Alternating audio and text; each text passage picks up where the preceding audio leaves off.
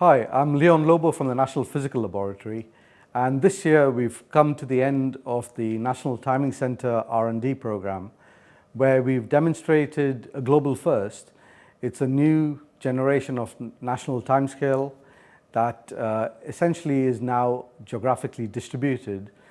But we've also started to stimulate innovation with industry by putting in place innovation nodes across the country, as well as supporting on the skills agenda and starting to address that sparsity in skills in time, frequency and synchronization by launching a few e-learning courses.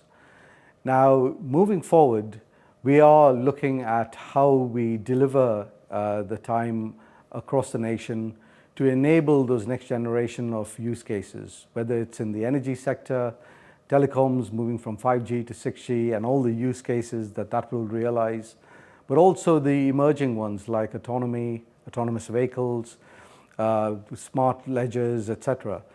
Now, one of the key things to date has always been that time is very much that invisible utility. Every part of our digital infrastructure across every sector is dependent on it for synchronization of that digital infrastructure. Unfortunately, and it's still the case, the reliance is very significant on global navigation satellite systems to access this precision time. That's going to change.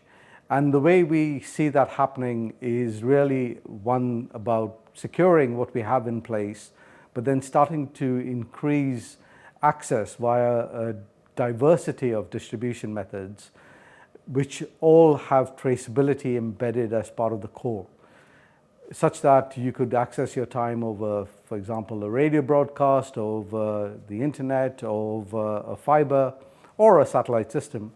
But by virtue of the traceability that's embedded back to the reference that is UTC NPL, you have the trust and confidence in using the time for your use cases.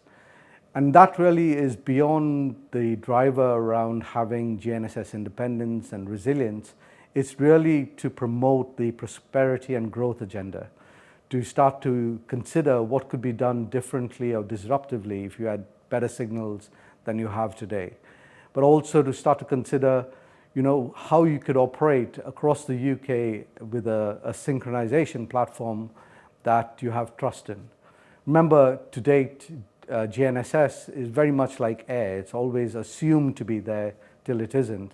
And we are shifting the paradigm quite significantly to the use and the access to managed services, where the time not only is accurate, but it is managed with all the metrics in place to provide that trust and confidence moving forward.